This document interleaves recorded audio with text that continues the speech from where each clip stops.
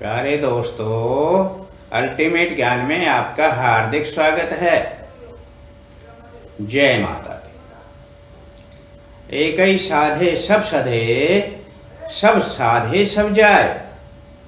रही मन साधे मूल को, तो फूले फले अघाए।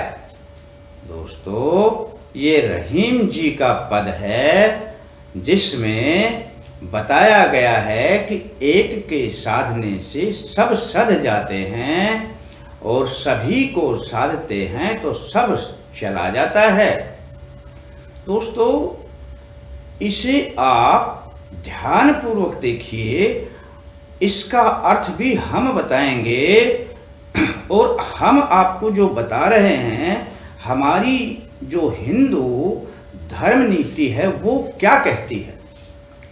दोस्तों, अब आप थोड़ा ध्यान दीजिए। आप अपने गृहस्थ में रहते हैं, माँ को माने या पिता को, भाई को माने या बहन को, स्त्री को माने या बच्चों को।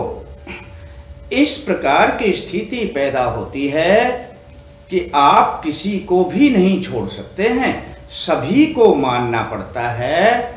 अपने अपने हिसाब से सभी का आदर किया जाता है, सभी को प्रेम दिया जाता है। यह क्रम हमेशा से चला आया है और चलता रहेगा। दोस्तों, रहीम जी ने जिस पद को कहा है उसको फिर से एक बार सुन लीजिए। उसकी व्याख्या को इसी के ऊपर हम लागू करते हैं। एक ही साधे सब सधे, सब साधे सब जाए। रहीमन साधे मूल को, तो फूले फले अघाए। उन्होंने कहा है कि यदि वृक्ष की जड़ को सींचा जाए तो वृक्ष हरा भरा रहता है और वृक्ष के अन्य भागों को यदि पानी दें तो वृक्ष शीघ्र ही सूख जाएगा। दोस्तों, अब आप सुन लीजिए। इसी लोकोक्ति को लेकर के दुनिया में भ्रम फैल गया है कि जब एक परम पिता परमेश्वर है तो हम सभी देवों को क्यों माने। दोस्तों, परम पिता परमेश्वर और अब देवों के बारे में बताते हैं हम आपको। दोस्तों, अग्नि को माने या सूर्य को, जल को माने या पृथ्वी को, वायु को माने या आकाश को, सभी तो देव हैं। इसी प्रकार से हनुमान जी को माने या राम को, शिव को माने या भैरव को, दुर्गा को माने या अन्य देवियों को। इस प्रकार की बातें आपके दिमाग में परस्पर उठती रहती हैं। फिर आपका ध्यान इसी श्लोक पर जाता है, इसी लोकोक्ति पर जाता है। एक ही साधे सब सधे, सब साधे सब जाए। परंतु दोस्तों, परम पिता परमेश्वर की सत्ता में ही ये सभी देव आते हैं।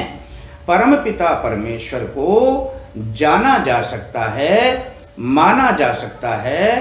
परम पिता परमेश्वर हमारे घट में हैं, आपके घट में हैं, सभी के घट में विद्यमान रहते हैं। वे सर्वशक्तिमान हैं, अखंड हैं, अभेद हैं, निर्लेप हैं, निर्विकार हैं, सर्व शक्तिमान हैं, सच्चिदानंद स्वरूप हैं। उनको जाना जा सकता है, माना जा सकता है, उनको साधा नहीं जा सकता। एक ही साधे सब सधे, सब साधे सब जाए। उनकी आप साधना किस प्रकार से करें।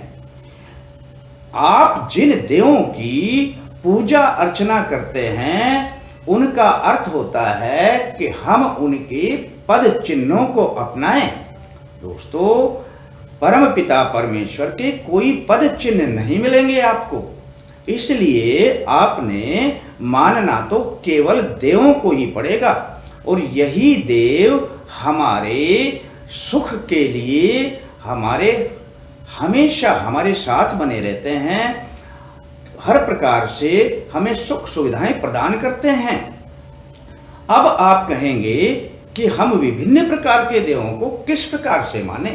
दोस्तों बस इसी आप जो अड़चन बनी हुई है, इसी की समस्या का हम आपका समाधान किए देते हैं। दोस्तों आप किन्हीं भी देवों की फोटो लगाइए, मूर्तियां लगाइए अपना पूजा स्थल में, किसी भी प्रकार की कोई अड़चन नहीं होती। आपको सभी देवों का पता नहीं, छोड़ दीजिए, कोई बात नहीं। आप बस अपने स्थान पर गणेश स्थापना कर लीजिए। गणेश स्थापना के बारे में हमने आपके सामने पहले ही एक वीडियो प्रस्तुत किया हुआ है, जिसमें देख लें गणेश स्थापना किस प्रकार होती है। बस उस गणेश स्थापना में गणेश जी के साथ में सारे देव विद्यमान हो जाते हैं और आपने सिर्फ पूजा करते हुए इतना ही कहना है कि सर्वदेव हमारे गणेश जी के साथ में विराजमान हो जाएं। मैं सभी देवों को प्रणाम करता हूं। बस आप जो तिलक गणेश जी पर लगाएंगे वो सभी देवों को चढ़ जाता है। तो दोस्तों इस प्रकार से एक ही देव के साथ सभी देवों की पूजा हो जाती है। अब आपको परेशान होने की कोई आवश्यकता नहीं है। दोस्तों कैसा लगता है आपको अपना यह प्रोग्राम?